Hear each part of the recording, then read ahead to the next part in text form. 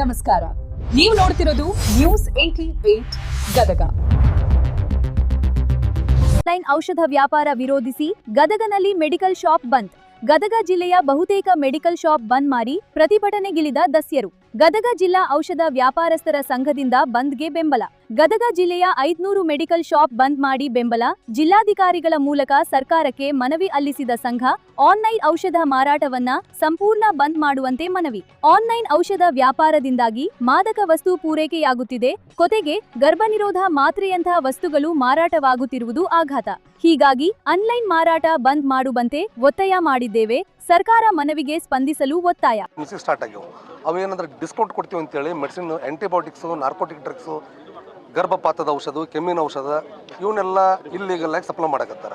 ನಾವು ಸರ್ಕಾರಕ್ಕೆ ಒತ್ತಾಯ ಮಾಡ್ತೀವಿ. ಅವ್ರಿಗೆ ಡ್ರಗ್ ಲೈಸೆನ್ಸ್ ಇರೋಂಗಿಲ್ಲ, ಅಡ್ರೆಸ್ ಇರೋಂಗಿಲ್ಲ, ಅವ್ರು ಎಲ್ಲಿಂದನೋ ಒಂದು ಮಿಸ್ಯೂಸ್ ಭಾಳ ಆಗತ್ತವು. ಅದಕ್ಕೆ ಸರ್ಕಾರದವ್ರು ಈ ಆನ್ಲೈನ್ ಮೆಡಿಸಿನ್ ಸಪ್ಲೈ ಬಂದ್ ಮಾಡಿಸ್ಬೇಕಂತ ಅವ್ರಿಗೆ ಸರ್ಕಾರಕ್ಕೆ ಒತ್ತಾಯ ಮಾಡಕತ್ತೀವಿ. ಇವತ್ತು ನಾವು ಗದಗ ಜಿಲ್ಲೆಯಲ್ಲಿ ಸರಿಸುಮಾರು retail and wholesale 500 medical store ಅದಾವು. ಎಲ್ಲವೂ ಸಂಪೂರ್ಣ ಸ್ಥಗಿತಾಗ್ಯವು. ಇವತ್ತೊಂದು ದಿವಸ ನಾವು ಪ್ರತಿಭಟನೆ ಮಾಡಿ ಬಂದ್ ಮಾಡ್ತೀವಿ. ಎಮರ್ಜೆನ್ಸಿ ಮೆಡಿಸಿನ್ ಏನಾರು ಬೇಕಪ್ಪ ಅಂತ ನಮ್ಮ ಸಂಘದ ಕಚೇರಿ ಒಳಗೆ ನಾವು ನಂಬರ್ ಕೊಟ್ಟಿವಿ, ಇವತ್ತಿನ ಪತ್ರಿಕೆ ಒಳಗೆ. ಅಲ್ಲಿ ಅವ್ರು ಫೋನ್ ಮಾಡಿ ತೊಗೋಬೋದು. ಆಮೇಲೆ ನಾವು ಅಟ್ಯಾಚ್ ಕೌಂಟ್ರಿಗೆ ಅವ್ರಿಗೆ ರಿಕ್ವೆಸ್ಟ್ ಮಾಡುವ IMAದವ್ರಿಗೆ ಅವರು ಮೆಡಿಸಿನ್ ಬಂದ್ ಮಾಡ್ಯಾರ.